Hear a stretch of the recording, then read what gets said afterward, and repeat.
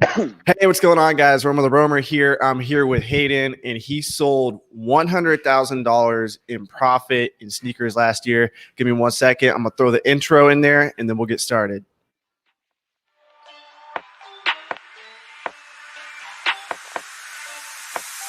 Look, grind hard, well done, sir, and welcome to the freaking Well Show. How's it going, brother? Pretty good, pretty good. How are you? Pretty good. So 100,000. I just asked you off air if that was true, and you're like, "Yep." And I'm like, "All right, let's go live. Let's talk about it." All right, yeah. Let's begin. Okay, so what? If it's 100,000 profit, a lot of Amazon sellers, they like to brag about their sales numbers. What sales numbers does that equate to? A little under $1 million. Holy like shit! High. That sounds way cooler. We should have made the title of that. Yeah, it's all about profit, though. I don't really care about sales that much. Yeah, and so I'm from Tennessee. You said you're in Tennessee right now, but you briefly said you moved to New York for shoes, but didn't really get. I didn't really get the backstory behind that. So how did that happen? Yeah, so going into my freshman year of high school, my parents moved to Virginia. It's like Southwest Virginia, Northeast Tennessee. So it's like border 20 minutes. Bristol. From Virginia, Tennessee. Yeah, Bristol area. Okay. And pretty much lived there up until 2019 of last year. And I was just traveling back and from Virginia to New York, and just gotten tired of it because like 12-hour drive each way isn't really fun. Right. I decided to just move up to New York City. That is a beautiful drive, though. I've done that drive several times. 81 to 78, and then you're in the I just city. follow Siri. I don't even know what I'm doing. I just sometimes I think I drive.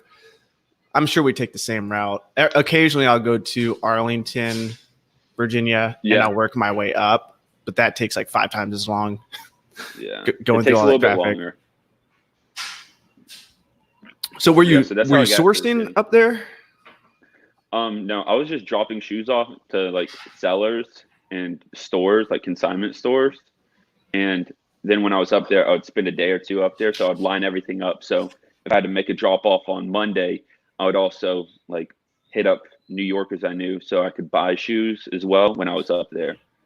Okay. So if I ask you a question that you're just like you can't answer for obvious reasons, like if I ask you like where you get all your shoes, which I might, like feel free just to be like, give me a vague answer or not answer it. But you do your sourcing. Do you do it online? I see you have a separate Instagram page, and you were making some posts on that page about, hey, if you have used shoes, hit me up. I'm your man. Yeah. So I do sourcing in a couple different ways. One, I buy from SneakerCon app and going to SneakerCon and other small events like sneaker shows. Those are the best ways because. Like, do you buy in bulk when you're there? Yeah. It's so easy because like one, people don't have shipping fees or there's no fee to sell like on StockX, Go, SneakerCon app, eBay, whatever. So prices are cheaper to begin with. That's like the best place to buy. 2 is like bulk sellers. Just like if I met someone at a sneaker show that sells in bulk, I usually like get their contact so I can continue to do business with them. And then 3 is just like social media, but usually social media is a little rough because people then have to ship, pay PayPal invoice fees, so on. Gotcha. Yeah. So you almost have to like hustle people because the shipping fees are so low in order to keep the profit margins healthy. Yeah, exactly. So the best is at sneaker shows, if you ask me. But and finding like collectors, not so much other resellers, but collectors that need cash. Like during something like this, during COVID, a lot of people need cash for living expenses, or they're just tired of sneakers and want to dump $50,000 worth of sneakers that they don't care about anymore. Those people aren't so much as looking as to make money as just getting their initial investment back. So how capital intensive is it starting out? Like if I want to just flip sneakers and I have $0, how would that work? Would I need to get a credit card and get my first $100 in inventory and then start flipping it? Like, how's that work? There's like different ways you can do it. The way I did it was I was shoveling snow my freshman year up here with a friend, and I got $30 and went to a Craigslist meetup for a white cement 3 and bought it and restored it. And it was like, beat the shit. And then I just kept on flipping. But while I was doing that, I also was continuing to shovel snow. So I had $700. And then from that 700, I just kept on flipping and flipping. Surprisingly, I didn't have a credit card until 2017. So, but the credit card method, as you said, like it's feasible, it's plausible. Yeah, well, I was just using it as an analogy, just for, or like not an analogy, but just an example of like not having any capital and just finding a way to make it work. But yeah, saving up is probably a smarter idea.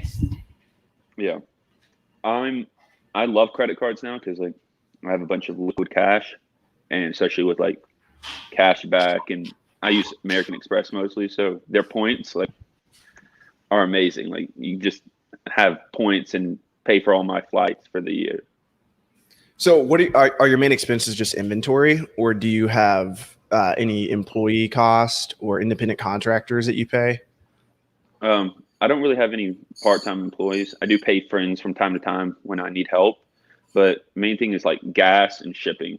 Okay. Because like just driving around, my minivan, like if any like big time reseller is watching, a van is like a must need. So my van is a business expense. I write off food when I can, shipping tape, boxes, pretty like basic things that you would expect. Gotcha. But you're essentially a one-man army. Yeah. Which you're is nice because yeah, it's getting to the point where I kind of need people and I don't have enough time in the day, but I'm trying not to pay. What do you do? Taxes. What's your day-to-day look like? Like what could you delegate if you wanted to? Yeah, so there's like 2 or 3 like types of days. One is like going to pick up shoes and buying shoes, and I just spend the day doing that and looking for deals on social media, online, whatever. 2 is like computer work, like you got to keep track of everything. So like Microsoft Excel is like how I keep track of my inventory. And 3 is like dropping product off at stores. So they sell it. I don't have to worry about shipping it out, keeping track of it. Like it's pretty easy in my eyes. Like if I just buy the shoe and give it to them, they'll sell it. I don't have to market it or anything.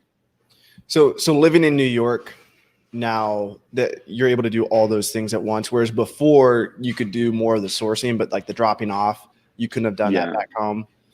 Yeah, exactly. Because I would have to drive 12 hours up and then 12 hours down. Like it was just killing time.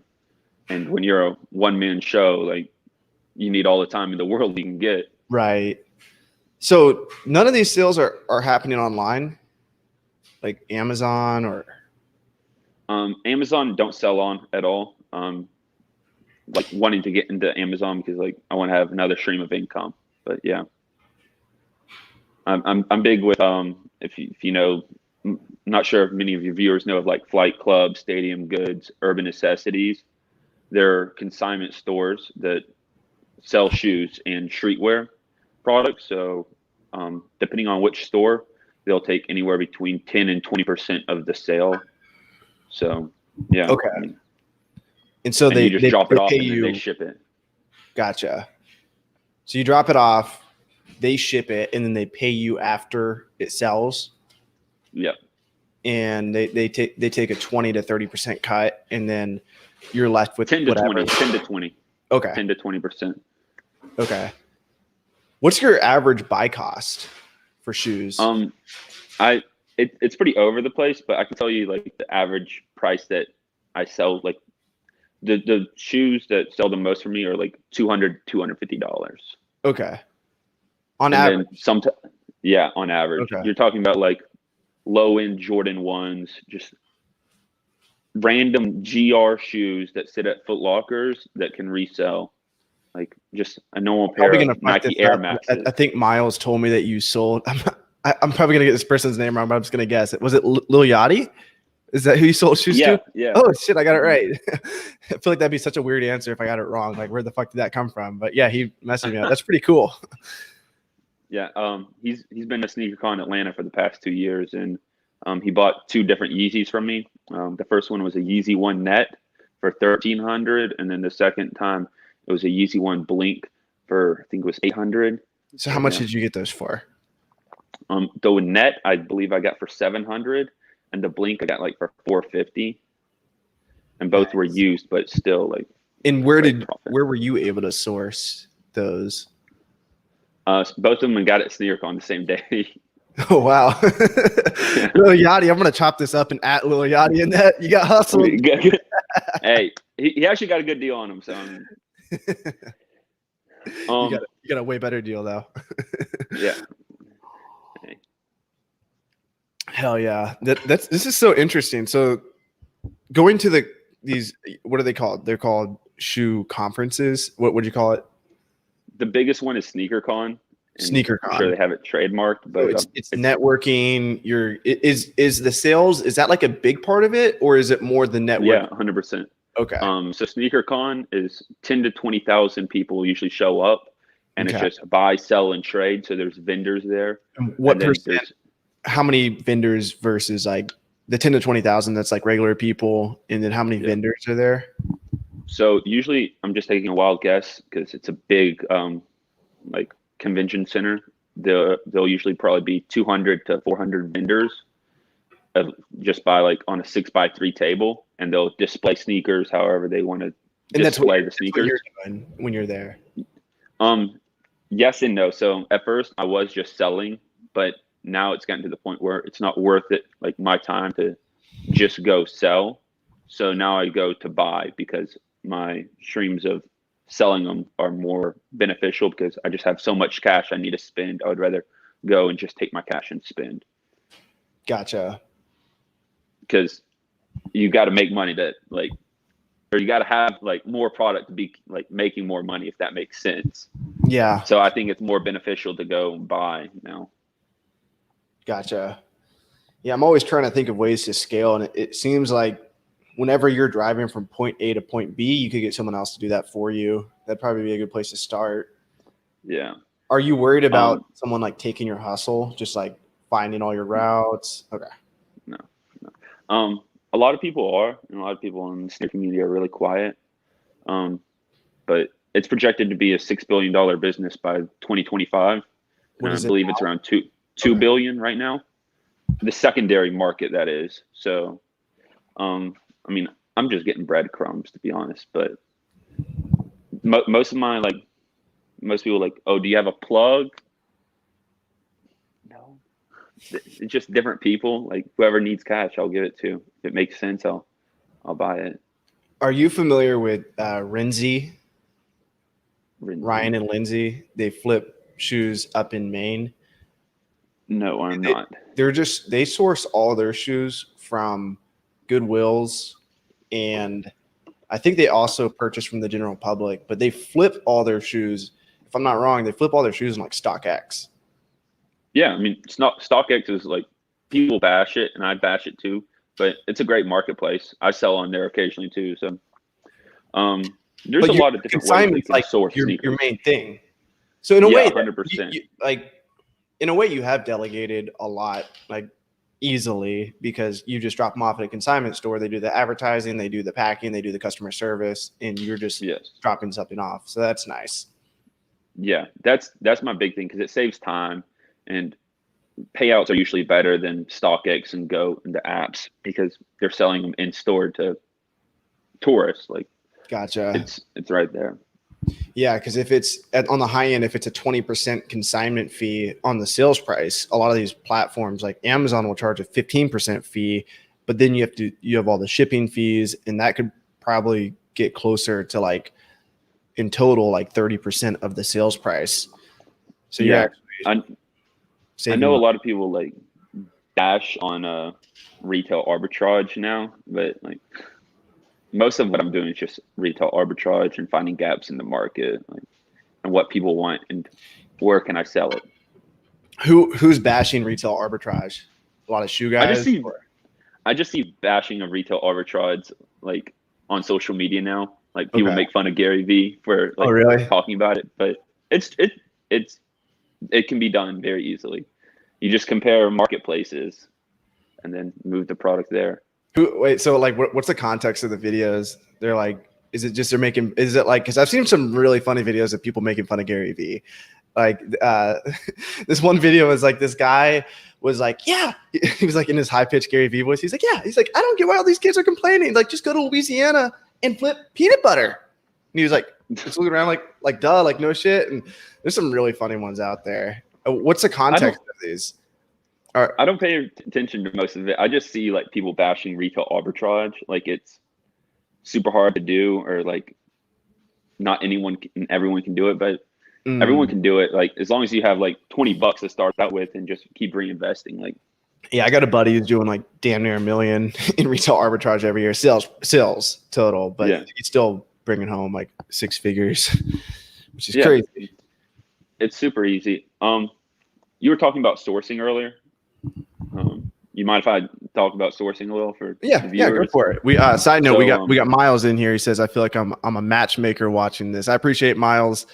Miles has been bringing a ton of value to me lately. He told me about this grant that the government's given out, like when it first came out, and he told me about you, and you're a great guest to have on here because you're legit. Anyway, go ahead about Miles. Sourcing. Yep, Miles, thank you, by the way. So sourcing for sneakers, there's like just cover a couple ways. One is I've already discussed, like sneaker shows and social media. Excuse me. 2 is like bots. I'm sure most of y'all have heard of bots of some sort, whether it's like ticket bots or sneaker bots. There's like tons of botting going on in the sneaker community. That's the other like popular way. Bots? Yeah. What does that mean? Are you not familiar with a sneaker bot or ticket bot? No. So essentially, like when Nike drops a shoe or Adidas drops a shoe, have you ever tried to get it and you couldn't get it? The reason why. I never purchase shoes online. I usually bought my last pair of shoes in Mexico. But I usually just go in the store. I'm like, oh shit, my shoes are dirty as fuck. I need to get new shoes. And I buy them there. Yeah. So the reason why these shoes are selling out so fast is because this is supply and demand first, but then people are running bots, which are like superhuman speed, pretty much trying to Gotcha. Okay. So I flip textbooks online and I have notifications. So when the price drops to like $40, that's when I'm going to buy it. I'll get notified. I'll be like, oh shit, I got to check out real quick. And I'll be going to check out and boom, it'll be gone. Like I can't even check out because somebody's got to have a bot or something. Like there's robots doing it. And with Amazon, I'm sure it's the same with these other platforms that you're talking about. But with Amazon, like there's really no risk for them because if they get the book and it's a bad condition book, they can just return it. So they check out immediately. And then Amazon's always going to full refund them. So yeah, there's bots and like monitors for every site out there that's selling products. Because people will flip anything nowadays, like literally anything. So do you have a bot? No, I don't bot anymore. I don't think it's really worth it in my time. So it's kind of a risk. What are the names of the bots? So there's tons of them. The one I used back in the day was called Soul Slayer. So it was a bot for like sneaker sites like Foot Locker, Champs, Finish Line was on it. Foot Locker, Champs, Foot Action, and East Bay were the 4 that it would run on. Okay. But then there was like another one called Nike Slayer that was for Nike. Like, okay. There was tons of bots. So that's one way people source. And then the other one that's becoming very mainstream now is like going to outlet stores, like Nike outlets or factory stores, and just selling them on the spot right there. I've seen a lot of people do that. A lot of the retail arbitrage community. Yeah. And that's becoming like, I have friends and acquaintances that are just like doing that and just making $15 a day, but that allows them to wait. So they're going to the Nike outlet store and they're purchasing the books, or not books, the shoes. Yeah. And then so what they're doing is they'll go to a Nike outlet or an Adidas outlet, see a shoe on sale for $50, and they'll look up the SKU online and see what it's selling for. And a lot of times there's already offers on sites for that shoe. So they'll take the offer for $80 and they just made $30 without even really spending their own money. Gotcha. Okay. So that's a hustle. That's legit. But you don't really do that anymore? it's hard to outlets, like the prices and after tax and like right. It's very time consuming. You got to go to a lot like of outlets to make a lot of money. Instant guaranteed profit, but the margins are slim. Yeah, but if you're just looking to start out and just make a couple $100 or make $100 a day, like if I lived near an outlet when I first started, I would do it every day. And how much do you think you could make a day if you really hustled? If you went to if you had outlets near you, easy $50 to $250 a day, very easy on the minimum side. That's how much money sitting in an outlet. Okay. And is it like a skill you get better at over time? Like you kind of develop an eye for stuff? Yeah. A lot of resellers just resell like Jordan 1s and Yeezys and whatever type. Yeah, I sell that stuff, but a lot of the other stuff I sell is just like random shoes that the hype beast kid is wearing to school, like just a random shoe, like an Air Max or an Ultra Boost or an Air Force, and it's sitting on shelves at Foot Locker, but I got it on clearance, or I bought it from a mom and pop store that has them, and I just bought it for their cost from Nike because they need cash. Gotcha. Yeah, that's a lot, man. Let's see. We got a couple people in here. We got Louis M. He said, "What's up? What up, Louis?" I think we got one of your people in here. He says, "E-Dog is here. What up, Hayden?" What's good, E-Dog? He's the homie on Twitter. Hell yeah. Slayer days were GOAT. Yeah. Soul Slayer used to be like one of the top bots out there. Now there's a bot called what is it? Lost it. Phantom and what's the one that costs 3K? Oh, Cyber Soul. 3K. Cyber Soul. Yeah. So I'm not sure what it retails at. So I would imagine like 200 to 300 bucks, and now it's reselling for like 3,000, 4,000 bucks because it's that good checking product out. Gotcha. And so when you turn the bot on, like, can you obviously you set rules for it? Yeah. You can check out, you can set rules and limits on how many pairs you want to check out, to even little details as to what sizes you want to check out of the shoe. Gotcha. Is there a special size to go after that flips more often? Like super small shoes, do they not sell that often because a lot of guys don't have small feet? Or actually some of the best sizes to get are what they call base sizes, size 4 through 7. That's those are the most profitable because a big part of the streetwear communities in China or Asia as a whole, and as most people know, they have smaller feet, so those sizes are more limited. And how has demand. COVID affected all this? Has it completely fucked up the market? Not really, but it's fucked up my operations in the sense of most of these consignment stores are closed, so they're not selling product. Gotcha.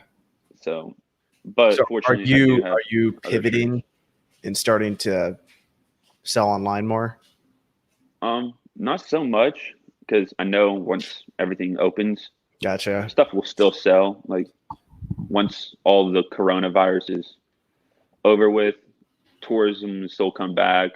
Stores will sell stuff like they've been selling for 20 years. It's going to be all fine and good.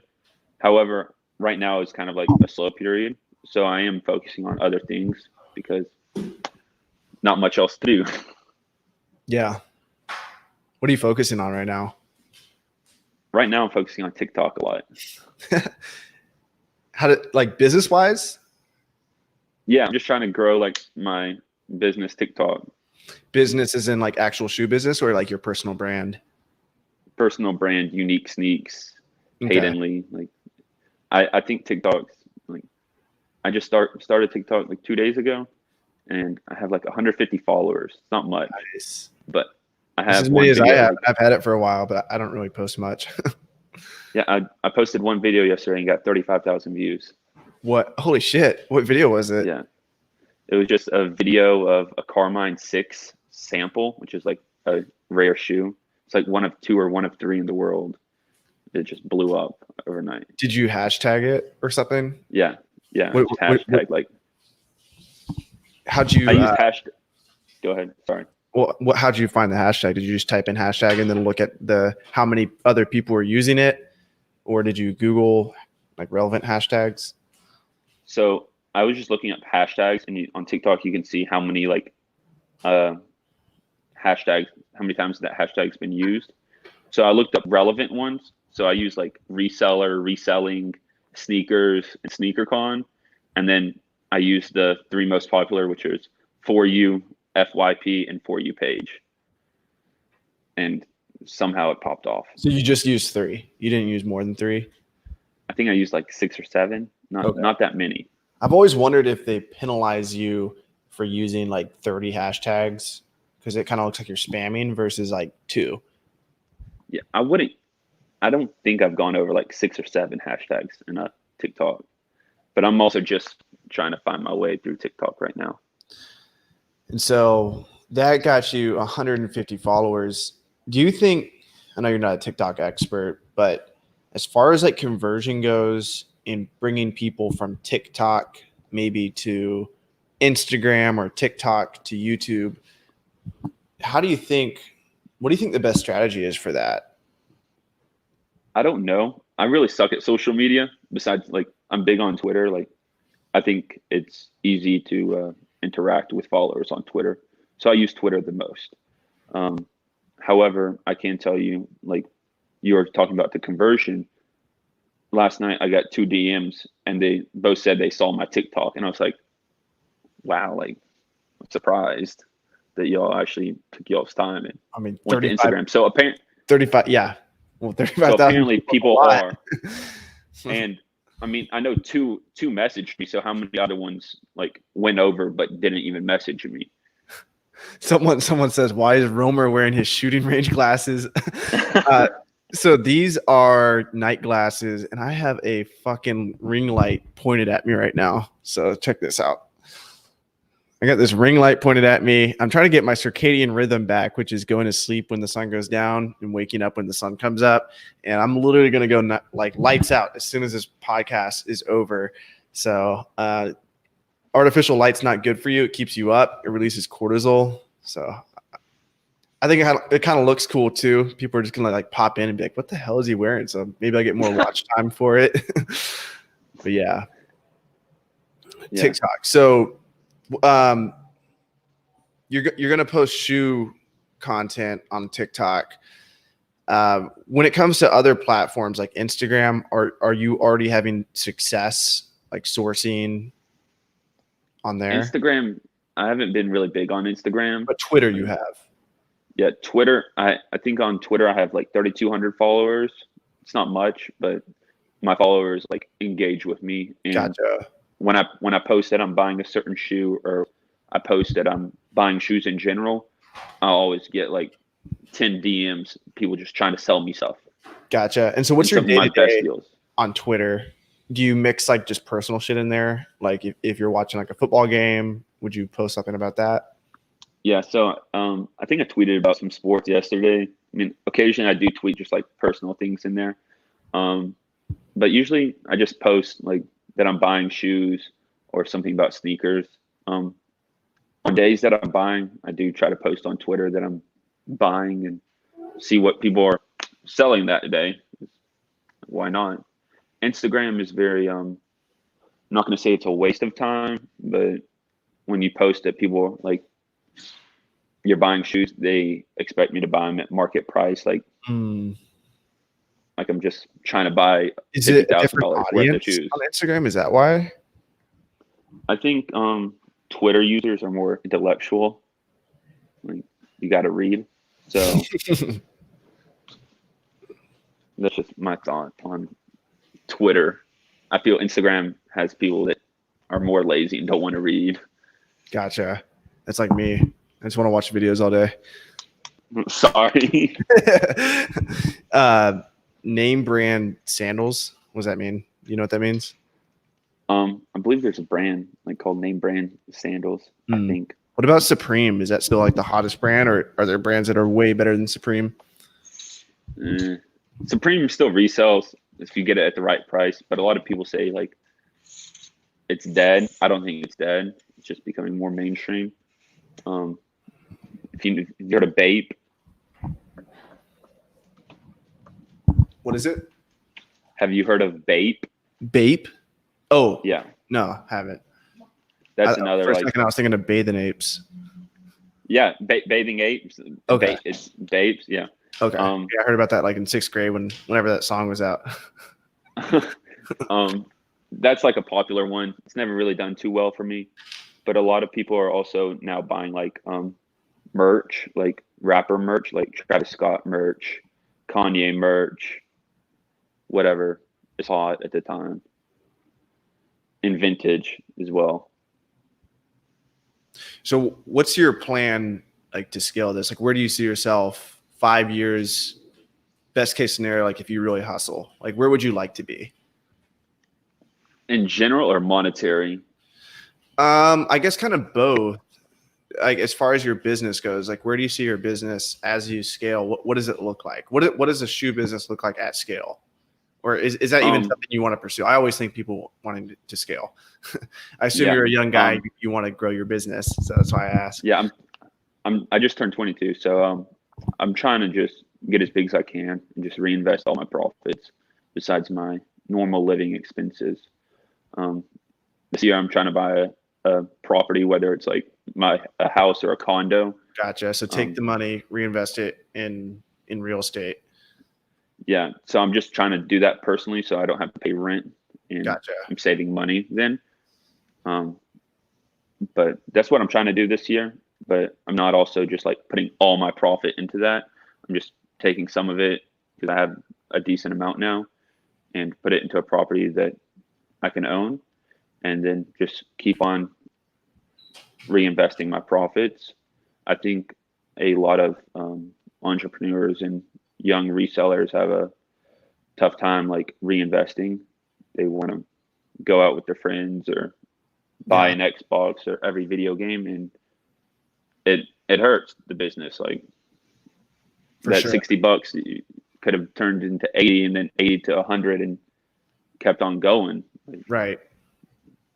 It's kind of like the compound interest, almost like it adds up over time. Yeah. So as far as your business goes, it would it just be like same things you're doing? Like what would like having a lot more money, how would that increase your business? Would you be able to make smarter or bigger buying decisions? Would you be able to walk away from more deals? Would you be able to like establish more connections? Or is that just something that's not really connected to the money? It's more connected to the hustle? Both of kind of what you said. I believe in like more money, more problems. So as I've gotten bigger, I've had problems that I would have never even thought about in the past. Just like random problems, like where are you gonna store all these shoes, or you need a bigger vehicle, or like just it's the most random problems that come up on day to day now because I'm at a larger scale than I was last month or 3 months ago or a year. So over time, I'm sure there'll be more problems.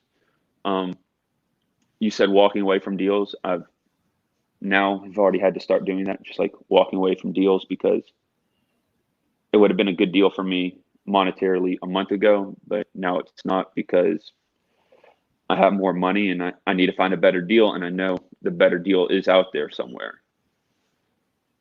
Gotcha. Yeah, that's powerful when you can walk away. Yeah, because it helps your sales too. Because when you are negotiating, you're not as needy. You're like, it's like you don't even want it that bad, and then they start like talking down. They're like, oh, actually, like, will you take it for this much? Because they can feel it. Yeah, it makes you like more patient, and you make better decisions overall for your business. Mm-hmm. And sometimes you do make the mistake of passing up on the deal, or like buying the deal as well, and that's just something that you got to deal with, and you get better as like the more experience you have. Because my general rule is I don't buy it unless I can make 20% minimum. Like, it's just, I don't think it's worth my time. So I'm not sure if you have any interest in like putting informational content out there, like paid information, but I'm releasing this thing. It's called the 7-day challenge. It's $7, and I'm actually charging for it just to make people take action, because I know if people pay for something, they're going to want to take action more than if it was just for free. And the whole premise of it is like the videos are short. They're like 1 to 5 minutes each. And it's like me, like, get the fuck off your ass, like go do this. And it's what I would tell myself. Like if I could sit myself down a year, 2 years ago and say like, this is what you're going to do to get to where you're at right now, but fast. And I walk the audience through okay, this is how you find the books. This is how you list the books. This is how you sell the books. Step, A, B, C. And it's like fast videos, like no bullshit. I'm like, just go do it. Like, that's it. Like, I'm not going to sit here and talk to you for 20 minutes. What advice would you give to someone starting out? Like, if they want to go from 0 to 100 selling shoes, what, like, no bullshit. Like, you're talking to yourself years ago, and that like, it's not just some random person. Like, you don't have to coax them into taking action. They're actually going to take action. What steps would you tell them to take? Reinvest 100% of your profits, because sneakers is a capital game. Like, the more capital you have, the more money you're going to make. So every penny adds up. And for me, during high school, as a young high school kid, I fucked around and spent a lot of my profits on going out with friends and food, whatever it may be. And once I clicked into the set of like, I'm not buying shit for myself, I'm gonna live with my parents for a year after high school and get on my shit, that's when my business took off. And that's like the most important thing in sneaker reselling for me. That, like, dude, props to you for living with your parents right after high school, because I know how that mentality is. Like, it's like that's like the most uncool thing to do. Oh, yeah. So for me personally, I got denied to college, and I was just like, I'm gonna take a gap year. And my gap year, I just started reselling and reinvesting everything. And I was like, SneakerCon Atlanta 2017, I made 5K in one day, and I was just like, fuck college, I'm not going. Yeah. They're trying to charge 5K for one class. They're trying to charge 5K for one textbook. Like, I remember the exact moment. Like, I was eating dinner afterwards with my dad, and I was adding up my profit for the day. And when it came to it, it was just shy of 5K. It was like 49.50, and I was like, "Fuck that! I'm not going to college." And I remember texting a friend, and they were just kind of quiet at first. Like, they were like, "What?" But like, my dad was all for it. Like, he's like, "As long as you're fine and happy, like, it doesn't matter." So that was like the moment that it clicked. And then I lived with them after high school, and then moved last year. Have you read the book Shoe Dog? By Phil Knight. Yeah. Yeah. Amazing book. Such a good book. Yeah. Do you have like any plans on, because it sounds like what you wanted, like, it sounds like you can get pretty big. Like, do you think you could scale this 10x, like, money wise, and still be a one-man army? 10x? No. Do you think? Okay.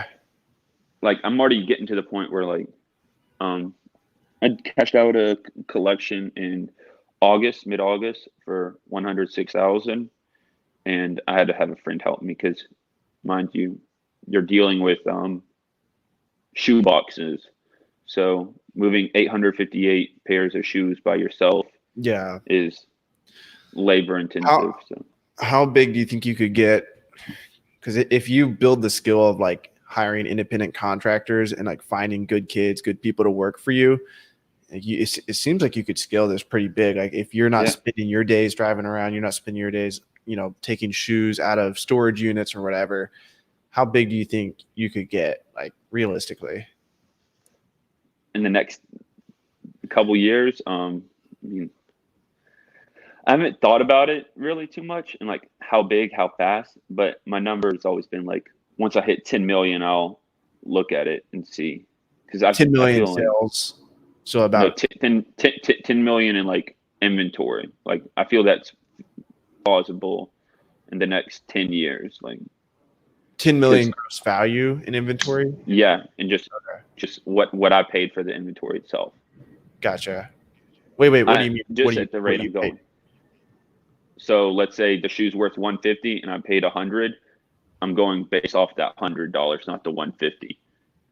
If that makes sense. So the 10 million number is 10 million invested into inventory. Yeah, that's just kind of always like been my number. Okay. And I'm not sure when and how fast I could do it. I mean, it's tough. How are you tracking all that? You said Excel sheets. Yeah, detailed Excel sheets, which is like that's my least favorite thing about this business. Is Excel. you make all of them yourself, or is there like some shoe? Because in the book business, there's this tracking spreadsheet this guy made, Caleb Roth. He's one of my mentors, but like everybody buys it. He sells it for $170. So you could do that for the shoe game. Be like, look, this is my spreadsheet, because he's got some really complicated stuff that goes on, and it does some really cool stuff too. Mine is pretty basic because I'm not like a master Microsoft Excel person, but I try to just keep it simple. So do you save it often, like upload it online somewhere? Oh, I save it every time I finish it. I save it and then email it to myself just in case. Nice. Like, smart. Just in case. Yeah. But that's another thing is like tracking all this inventory. Like when you have 10 to 100 shoes, like it was so easy to keep track of your sales and how much money you have. Now it's just like money's always coming in and out of accounts from buying and selling. And it's hard. Like it's a daily thing. And it sucks. Yeah. But it's not to the point where like I hate it. I still love my job and love my business, but that's just like But you have a pretty clear depiction of what's going on in your business from your Excel sheet? Yeah. Okay. Yeah, 100%. It's just that if you were asking me, that's like, what's your least favorite thing? That's it. That's the worst for me. What's your like least favorite thing about business? Right now, it's always changing. Right now, it's just like with COVID, everything's so slow. Dude, spreadsheets were it for the longest. Spreadsheets were so hard for me. I really had to learn how to get better at spreadsheets. I always preach delegation. Like that's my big thing. I'm always talking about delegating, and I delegated making the spreadsheet to someone else, but it was such a nightmare because it was like simple things like VLOOKUPs. I don't know if you know how to do a VLOOKUP, but nope. It's kind of complicated. And I didn't know how to do that for the longest. So I would delegate that to like my virtual assistant, and then it would take him 24 hours to get it back to me because he works over in the Philippines. So his hours are opposite of me. So for dude, 5 months, I was just battling with spreadsheets because I have this service called restrictedinventory.com, and I sell restricted inventory for Amazon sellers who can't sell like popular textbooks, CDs, DVDs. They send them to me. And unlike shoes, you can fit 130 CDs in a box and pay $50 to ship it to us. So it's a lot different. Super cheap. Yeah. So that was my biggest nightmare for a while, was just like really making sure these spreadsheets are capable of tracking everything I want them to, print out reports for the consignees. Because now every item, like it's kind of like you do consignment, or you work with consignees, people who sell your stuff. But imagine having to track each shoe, which you probably could, but imagine having like each shoe has a story. Each shoe actually has an owner, and you have to provide like sales reports for each shoe. You have to inventory reports. That's what I have to do with all my inventory. So thousands of units in my inventory, each one has an owner. And yeah, that was my biggest struggle. But right now it's just, I've delegated the listing side of things. Like I have a team that lists the books and sends them to Amazon. Obviously Amazon sells all the inventory for me. Right now it's just like, it's really just a matter of scaling, advertising more, getting more clients. That's what I'm working with. Yeah, I understand it, because like the consignment stores I deal with do a bunch of the, like, they send me a weekly update. Sorry for moving around and trying to get a charger real quick. Yeah. Hold on. I'm going to put my phone down for a second. This happened yesterday with my buddy. Everybody in here, ask questions. We got this guy for a little bit longer. He's obviously legit, super smart. We got Jason in here. Sup, Avery? I'm liking these interviews. Much love. All right. Yeah. So, the consignment stores I deal with, I'm not sure how you like do it with your consignees, but they just send me like they have like a consignment portal, and every week I just look and they have updated on like what I've sold and how much it sold for, and Gotcha. I can either, depending on the store, they either just send me a check in the mail, or I can like hit payout on their site and withdraw my funds anytime. So it's pretty like simple. So Okay. that's nice. And they That's pay something you I like love about it. once a month? No. So one store just sends me a check every week in the mail. Don't even have to ask for it.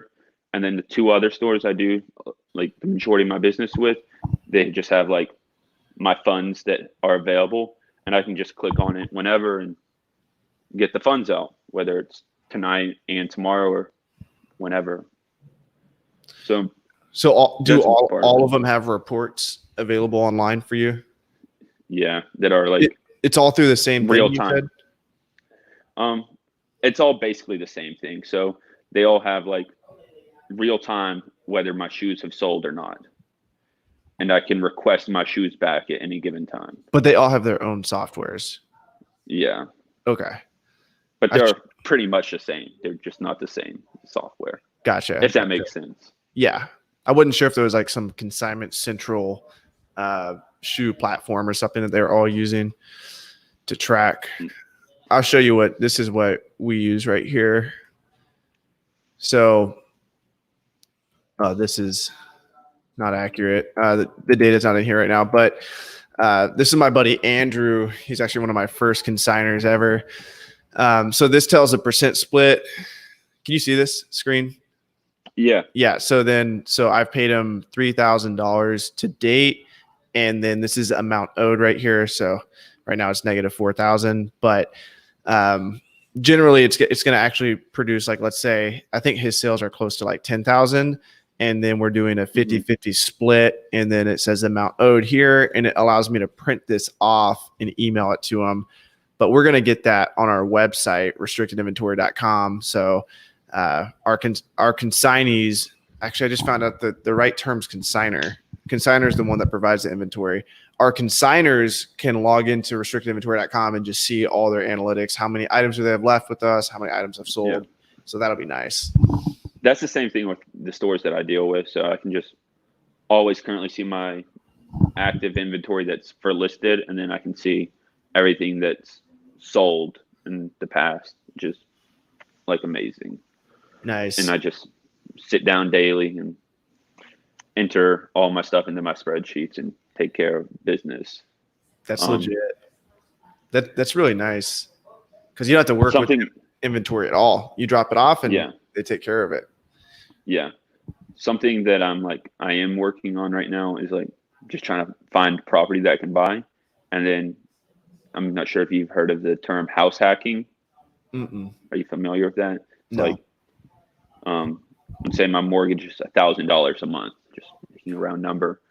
And I have a 3-bedroom place. I can rent out one of the bedrooms to someone for $500, and I'm house hacking.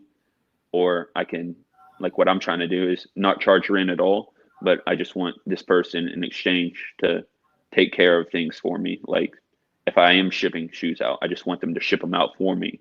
Or if little small tasks like that are not going to say not worth my time, but anyone can do them. That's what I want done. Gotcha. Can you hear my roommate right now? Not really. I hear in the back just a little bit.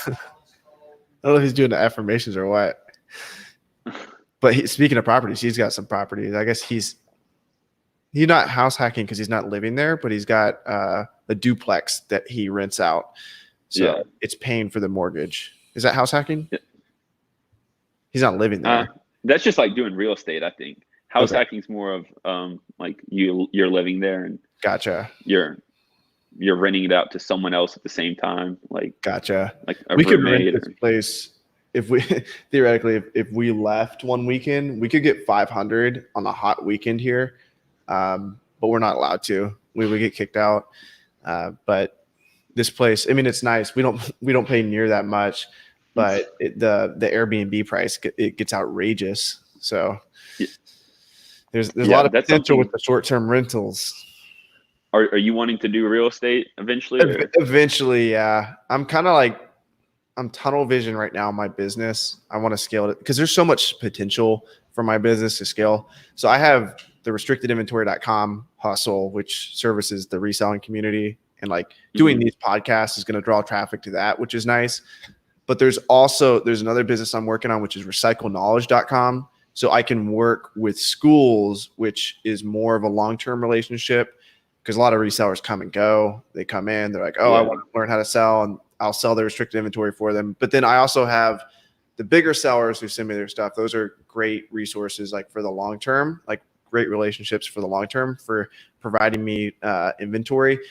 But with recycleknowledge.com and just building a book business in general, like you want to establish relationships with like places with books, thrift stores, libraries, colleges, anywhere where there's books. And the way I'm scaling my model is I want them to send me the books, because I have stay-at-home moms who prep the books and send them to Amazon.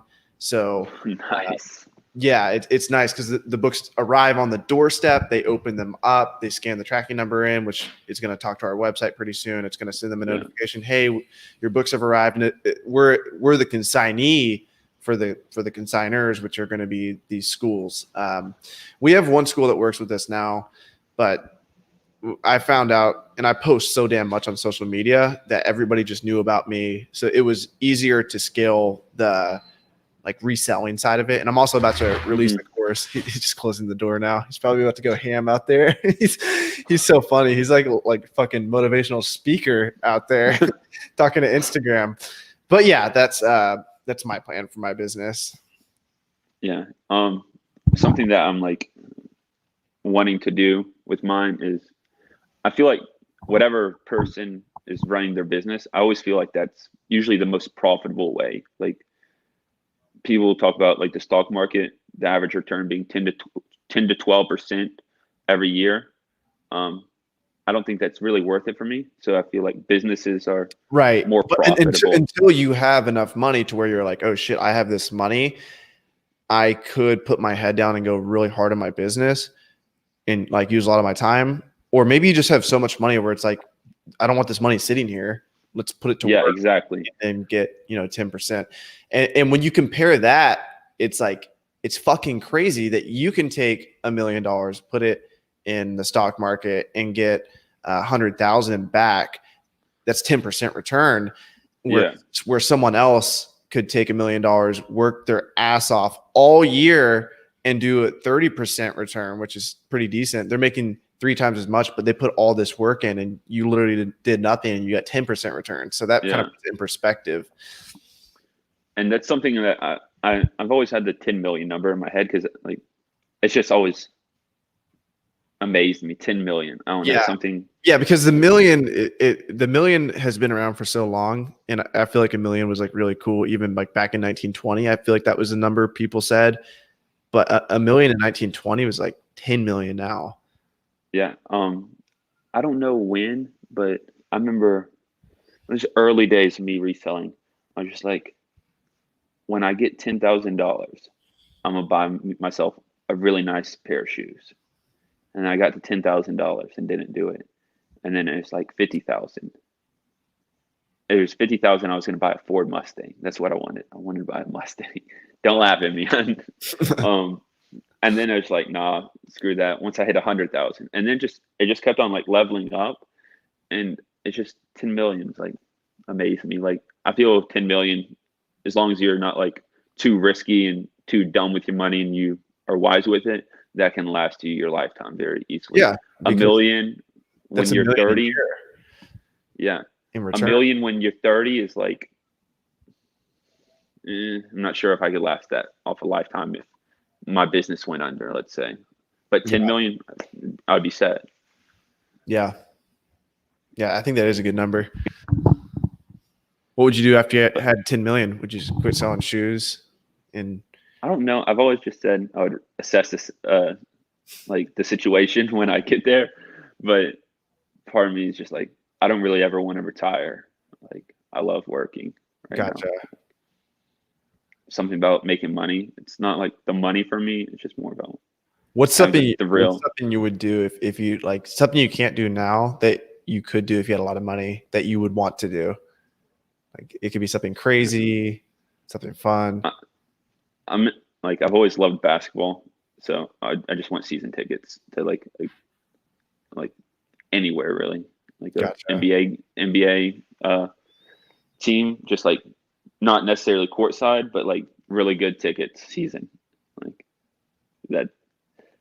A lot. Like, I'm not sure how much like season tickets cost at like a good NBA team, but I know they're like thousands, and I'm just not at the point where I'm like gonna do that and go to every single game, because that's just time is money to me. So Gotcha. What's something that you would want to do like that?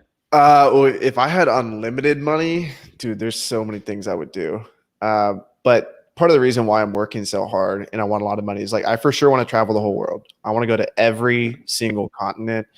I don't necessarily have to do any crazy shit when I'm there, but if I had unlimited money, like I would definitely do the private jet thing because I value my time a lot right now. Like I'd have a private jet to go places. Like if I wanted to go visit my parents right now, like say what's up to my mom, like I could go boom, fly out there. I'd rather do that than have to go to the airport, stand in line. Like I hate doing that shit.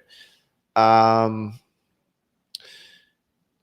probably, I mean, dude, I don't value cars at all. Like I'd probably get a boat before a car, but yeah, I'd throw stupid parties. Like I'm going to throw parties here. Like I got a pretty nice place.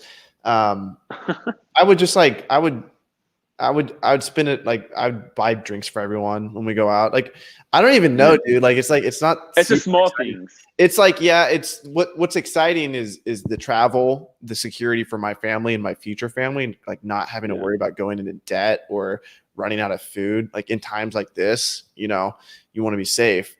That's what excites me about it. Not like the whole crazy party thing. Yeah, I'm not really into that as much as I like a younger me was into it. Was a younger you into it like 2 years ago, 3 years ago, or like back in high school? High school. Gotcha. I was just like, that's good that you grew out of fun. Yeah. Once like getting denied to college happened, I was just like, what the hell are you gonna do with your life? Like you don't have much. And then it's like my life was just falling apart at that time, it felt like, and then like just focused on my business. What type of people do you surround yourself with? Are you very cognizant of like who you like, what type of friends you have? Have you had to cut anyone off? Yeah, 100%. Like once that day in Atlanta happened at SneakerCon, it snapped in me like I'm not gonna go to college, and then I was just like focusing on my business. I didn't know it at the time, but at the time I was just like so tunnel focused. If you weren't really like necessarily like, I'm not going to say monetarily winning, because there's like, I have friends that aren't making tons of money, but they're still like good, successful people. But if you have that loser mentality, like it's just something about me. I'm not attracted to you. And just, I don't. Did you ever have to make tough decisions with friends where you're just like, shit, like I kind of like this dude, but like we can't hang out anymore because. Yeah, because they're bringing you down. Yeah, 100%. Tons of those. That's cut them off, and I got some backlash yet, but then it's just like, I know I'm right. Like, what'd they call it? Like they called you out like you're fake. What'd you get? I wouldn't really say that. Just like you just hear like friend of a friend talk and hear what they said, and like, I don't give a fuck. Gotcha. We got party at your place, bring your own beer. It says bring your own bring your own book. Yeah, you better bring me the textbooks you bring must be at least $200 a piece, and that's your entry fee. Someone says Robert Kiyosaki, Rich Dad, Poor Dad, or richdad.com will help with the fundamentals of learning about rental real estate along with basic investing, creation of businesses. Nice. Yeah, the business. He also has a YouTube. Yeah, dude's legit. The creating businesses is like it's such a hustle, but it's exciting that like once you get the money, there's so much more passive ways to make money than running a business. Like you can run a business and make your business run without you, but to get to that point, it's a lot of work versus like, because if you didn't know anything about business and you were handed $1 million and you were kind of lazy, it'd be much better just to invest $1 million and get 10% return on it than it would be to like try and make money. Like if you're not super ambitious and you're not super motivated to like build a business, because that shit's hard. It's not easy. Yeah, experience is everything. And I used to like mid 2018, like I was already I was living with my parents at the time. I was doing fairly well. Like I was doing really well for 20, 21-year-old, but in my eyes, like I knew I was like, I had so much more potential, but I didn't have the money. Like I didn't have the physical capital to go out and make more money, because the more capital you have, the more money you make. And it was just like so tough, but I kind of like slowly realized that it's slow for a reason. Like if I had that cash today, I wouldn't, how the hell am I going to manage $1 million when I don't even know how to manage $100,000? Like, yeah, it's a great mentality. There's levels, and I know it sounds that it's like cliche or corny, but everything has like lessons, and you're supposed to learn it's like on the way. So I think that's key to business as well. Definitely. And it's that's like the exciting part, like learning. I really get off on that, like failing, learning, and be like, oh shit, like that sucked. Like what I just went through sucked, but like now I have it in the back of my head. It's like now I know. I'm trying to age myself as quickly as possible as an entrepreneur. Like I'm just trying to go through as much shit. Do you do affirmations at all? No. I do affirmations every morning, and I'm trying to get to the point where I do them every night. But my first one is I will fail often and graciously, because I know if I have an open if I'm open to failure and I'm not like trying to run from it, I'm not embarrassed by it. That's how you learn. That's how you learn so much faster. Yeah. It sounds cliche, but like you can't get like all caught up on failing. You can't feel like shit when it happens. Like you have to be like you have to take it, but you have to learn from it. Like you have to hold it for a second, be like shit, like that was it. Like it just happened, but like you got to keep going. Mm-hmm. I'm very confident, like, and I bring on failures. Like if I fail, like I'm at the point where like I don't give a fuck. Like I feel like I could lose all my money today, and it's gonna sting. I know it's gonna sting, but I'm just like, yo, I have all this knowledge. Like if I did this in just a couple of years, like imagine how fast I could get back to it with all the knowledge I have now. Yeah. Like, I'm just like, come on. Like there's this guy named Naval Ravikant. Have you heard of him? No. He's got like some clickbaity podcast. It's called like Teach Me How to Be Rich. And he says he's confident enough that you could take him and put him in any country and he could be rich within 3 years, because he has the skills necessary. Like he knows how to play the game now. Like it's a game. Oh, 100%. I feel like this is just a big, like business is just a whole like big ass chess match almost. And even delegating. So like business itself is a game, but then delegating the game, like once you start hiring people or getting people to do the things for you, like you want to make it like a game for them. Because if it's not like if you have them do something, but you're like the type of boss that's like, oh, just do this way, and there's like not rules, you didn't really make it a game for them. They're going to be very frustrated because they can't win. Because it's not a game. Yeah. It's got to be a game for them to win. And even if it's something as simple as them packing books in a box and putting the books on the porch and scheduling a pickup, that's a win for them. That's a victory. There's very clear-cut rules. They label the book. The listing software itself almost gamifies it, so it's like fun for them. But like you have to make it a game. And I made the mistake of just being almost too lenient, not having like goals for them to hit. And they didn't like it as much as when I became more stringent. I was like, look, this is the way we're doing things. We're doing X, Y, Z.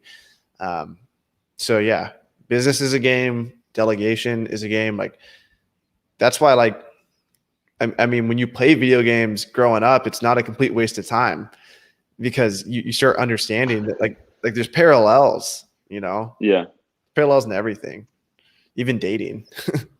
Yeah, 100%. I agree with that. I'm just now like trying to get like employees and people working with me. So I know there's like, I've already struggled like on hiring people, whether it's like a friend. Like at first it's just like, yo, you want to come on this trip with me? I'll pay for all your expenses and you get to see the country. But then they come with me, and then not calling any of my friends out here, but like then they come with me and they just use me for a trip, and they didn't even really like help me that much. Like, right. And it's probably actually your fault because you didn't make the rules 100%. clear cut. Yeah. Yeah. And I've learned that, as you said, it's my fault, and part of it is their fault too. But it's my fault for not making like stuff clear cut on like what I want. And you gotta be aggressive. And I'm very at this point now. I think I'm very aggressive on like everything in business. Like, as I said, I'm like risk it all. Like I don't care at this point. Like it's either gonna work or it's not gonna work. So might as well try it. Like how are you gonna know until you try something out? So consigning, I was not very big on at first. I was just like, no, I don't want to give these stores my product. Like, what if they lose it? What if the box gets damaged or whatever the problem may be that I was worrying about? But it's something we talked about earlier, just learn as you go. And right. Consigning was like, what has taken me from level A to level B in the past year and a half. Yeah, you can't be afraid to give up control as a business owner. You have to know how to give up control, but you can't be afraid of it. Yeah. Check this out. So this is how I make manuals for people. And I keep sharing this with people because I wish I would have known this. I used to make manuals more like I would make bold text. I would make colored text. I would have different paragraphs. I had screenshots, all this crazy shit. But then I found out, I just read this book, Work the System. And it's about when you wake up in the morning, all you should focus on is ways to systematize your business. So what can I do to, like, for you, sourcing? How can I systemize this so I don't have to be the one sourcing?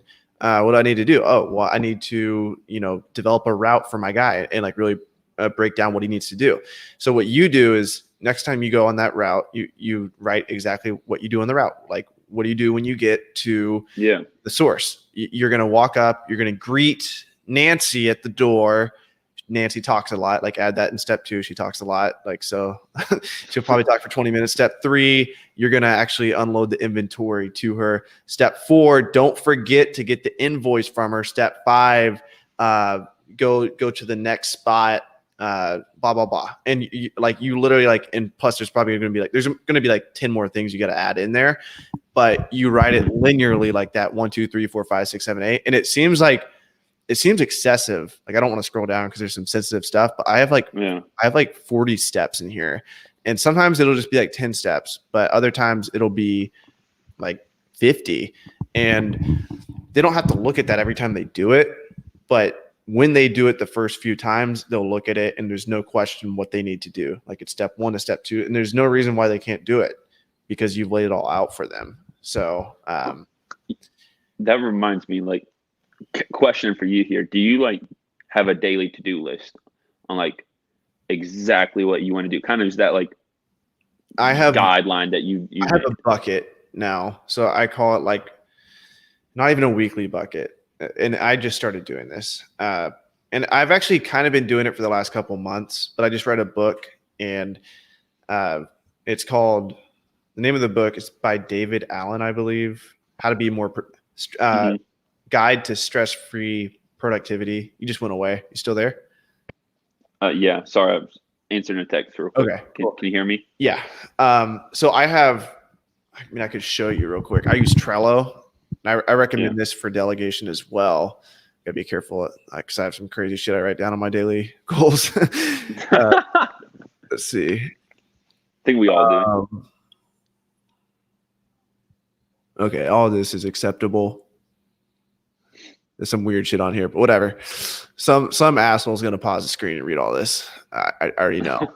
I put books on here sometimes, and people will like do research on the books that I put out. They'll be like, that book wasn't profitable that you put on the screen. Okay, so this is called Take Fucking Action, and everything on the left is things to do. And I could scroll down, and there's about 200 hours worth of things to do there. Doing should only have one thing in it at a time, and then done means it's done. So what I do with things to do is I drag them over to doing and then checking the done. But to answer your question about the daily list, what I do is I ask myself this question: what is one thing that I can do in my business that will make everything else easier or unnecessary? So I focus on that thing.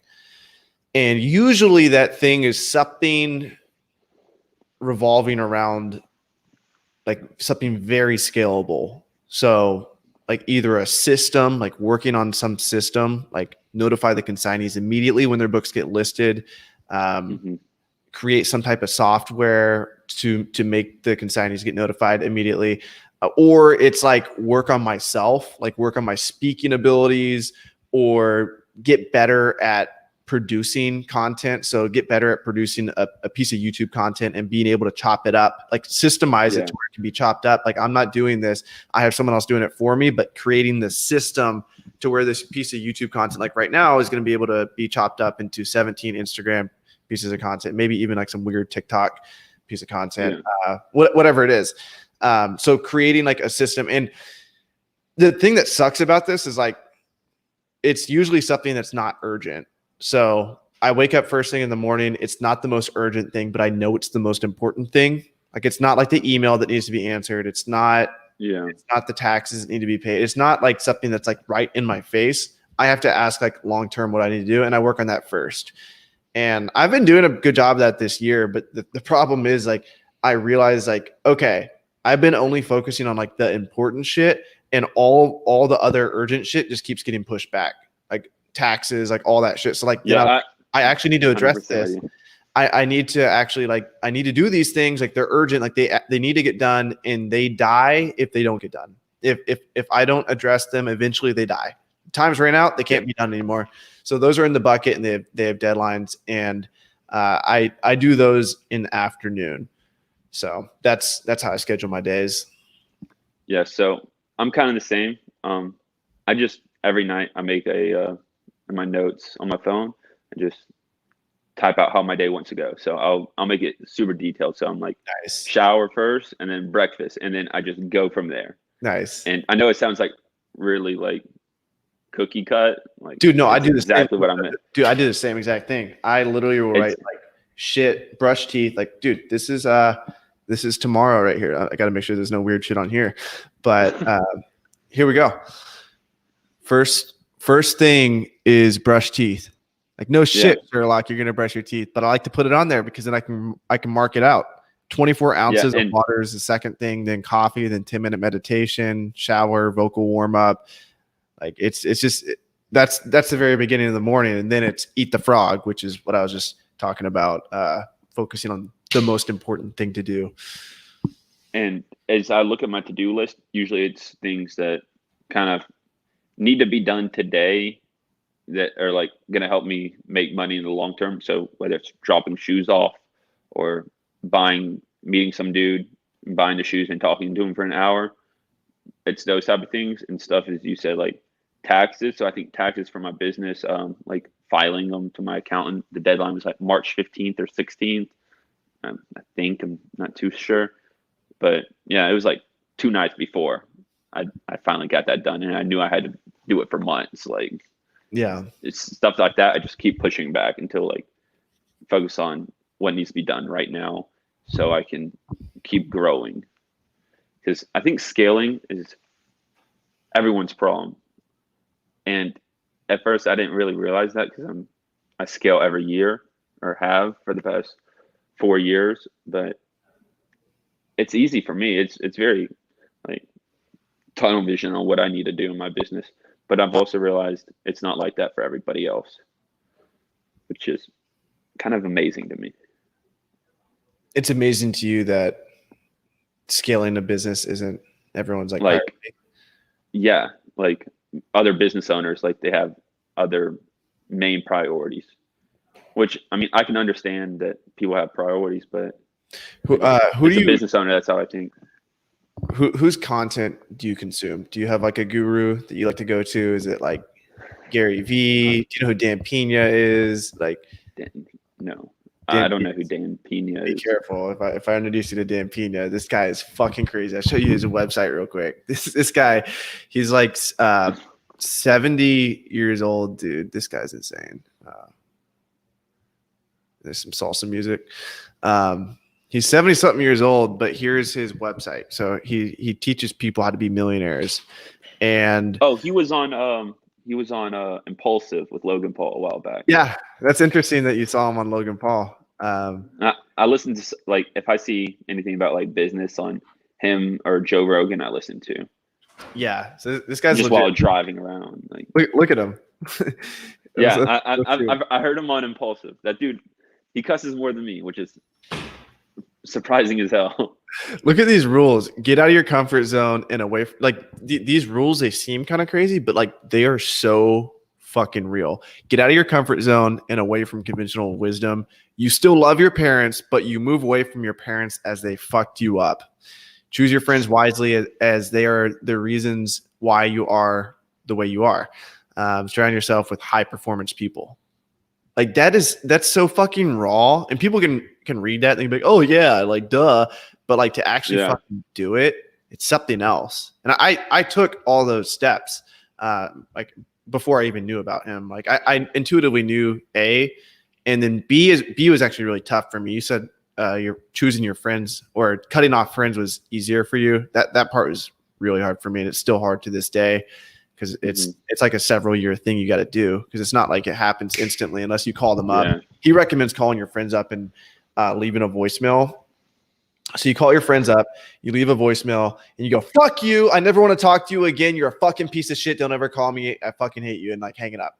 He says that's what he recommends to do, because they never reach out again after that. I didn't go that far, but I did move to Miami from Nashville, and I'm living with one of my mentors now. So, yeah, I'm doing all those things. But, yeah, anyway, my point is Dan Pena is legit. Be careful, though, because if you – I can just tell, like, you're young and, like, you're so driven already. Like, this guy – I don't consume a lot of, like, business content. Okay.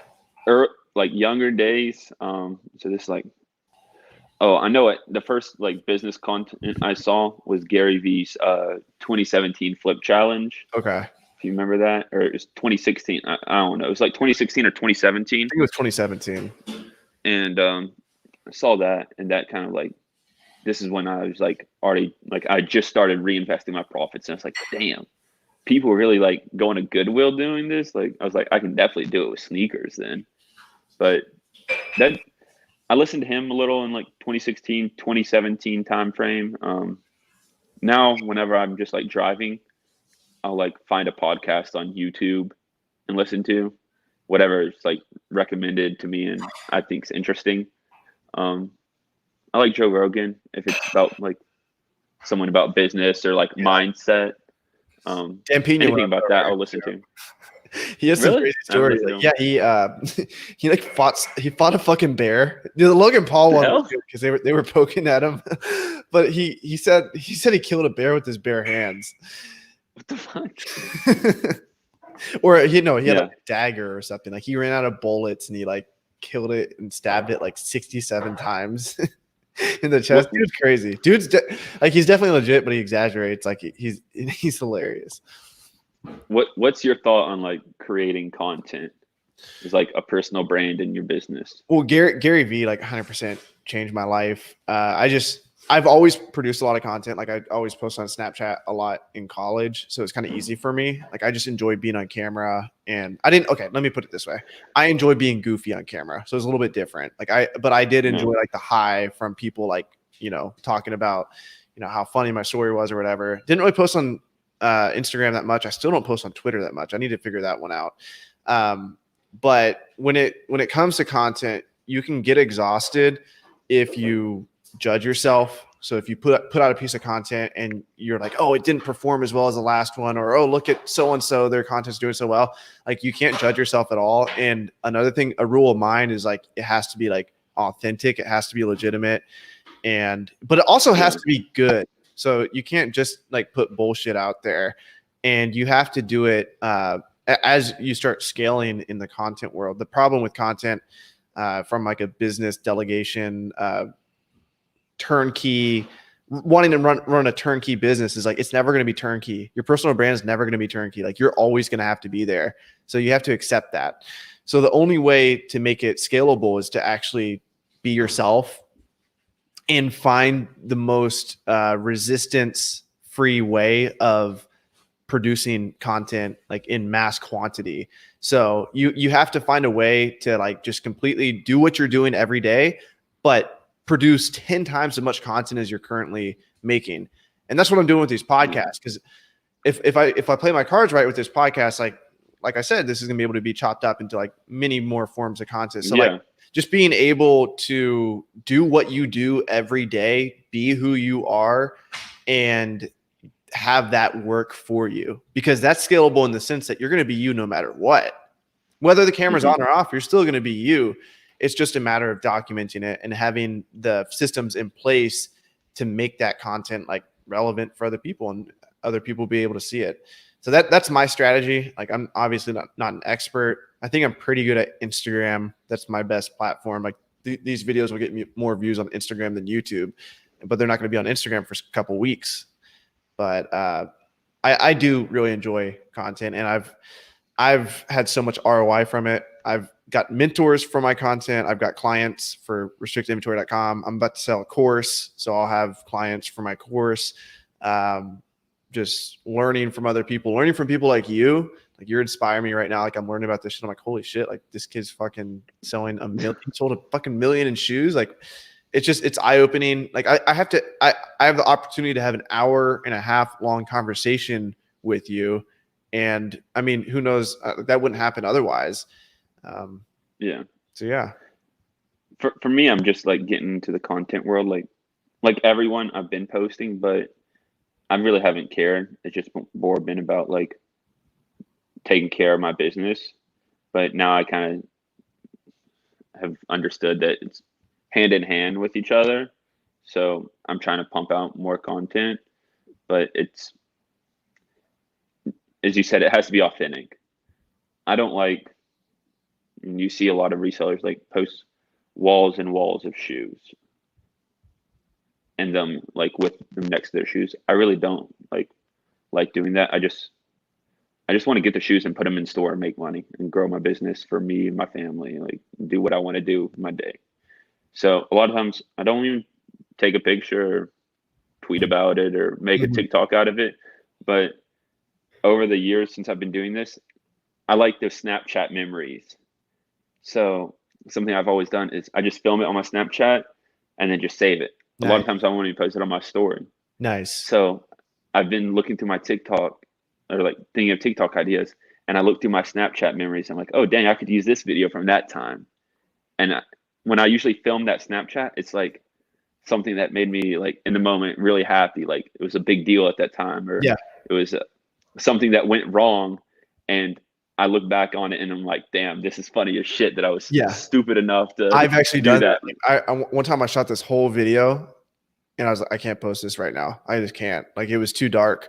And so I pulled out Snapchat and I recorded it and just saved it to my stories, didn't post it, and I still have it there. So I'll be able to go back and see when I was in that dark time in my business. It wasn't like I was like super depressed, but it was just like, it was like some raw shit. And I was like, it's probably actually dangerous for me to post this right now. So I'm going to wait. I'll post it like 6 months down the road, or even a year down the road. But if I choose never to post it, I want to be able to look back. So like, I know exactly what you mean. Just documenting it for yourself. Yeah. And that's why I've like started YouTube, because like I was looking at all my Snapchat memories and I was like, dang, like this would be cool to post. So I've started like filming more. I got like a nice camera that I film with, but I only film when I want to film. And post like when I want to post. Like I'm just doing it to like look back on, and I just think it's amazing to like. I'm so glad during the early days that I was taking pictures and just saving them for myself, and I wouldn't even post them all the time. Because now I look back and I'm like, damn, I thought I was a shit with 10 shoes and $1,000. Yeah. And now it's like I was broke as fuck. Yeah. Yeah. It's an interesting thing. Like it's better. I've heard it's better to be rich and anonymous than it is to be famous and poor. Yeah. So I could have said that better. There's a better way to phrase that. I understand what you're saying. More catchy way to phrase that. But you don't want to be famous and poor. That's for sure. But when it comes to posting that stuff, like you could, like the thing is, like with social media, it's like even like, do you have your Instagram page set up for business analytics? Yeah, but the last time before I posted yesterday or 2 days ago, I hadn't posted in like 2 or 3 months. Like that tells you like how much. Last year, I think I averaged 2 posts a month, and before yesterday and today, I hadn't posted in 2 or 3 months, like since January. So if that tells you how much like content I'm posting out on IG, I'm posting like none. Twitter, yeah, gotcha. I enjoy Twitter, but.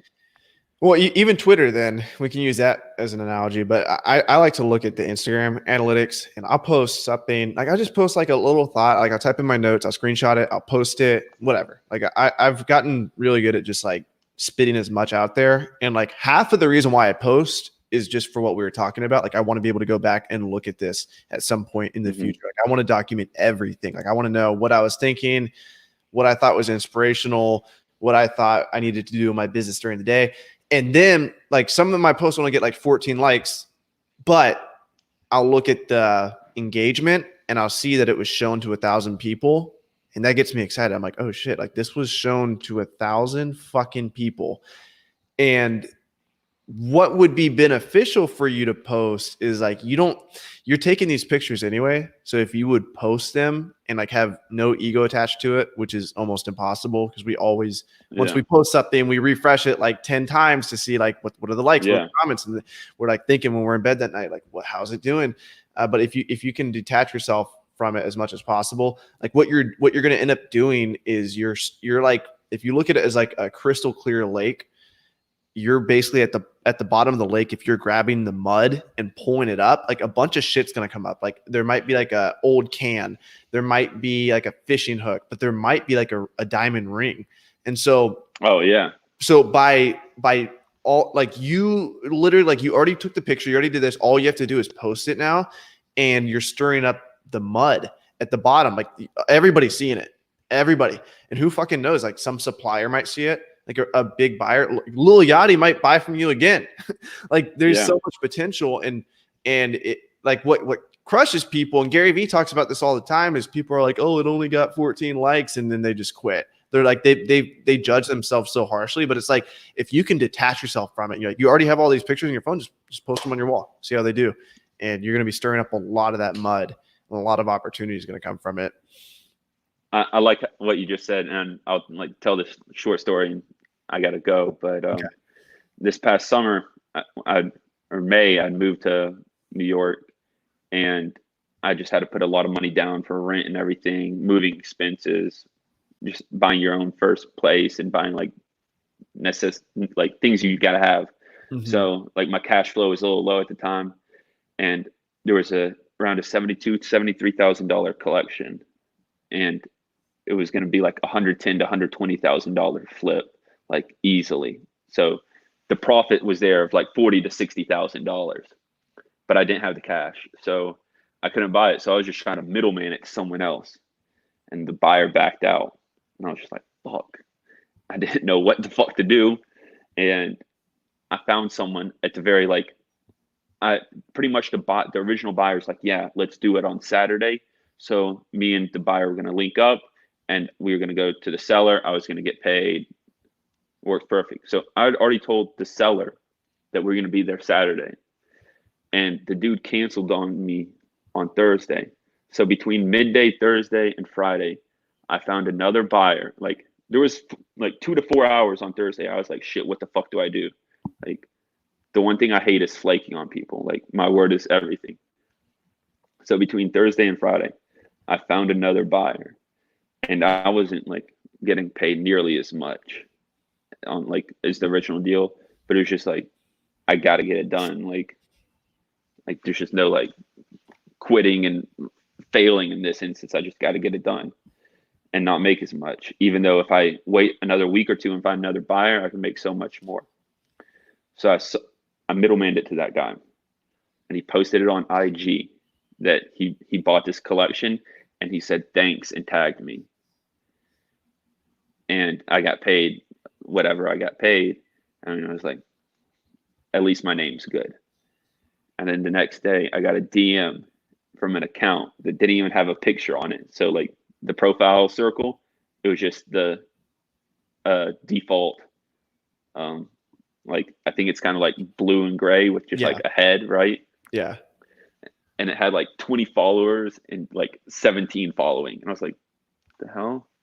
And I just opened it up and said, hey, I have a collection in California and I'm looking to sell. Would you all be interested in buying it?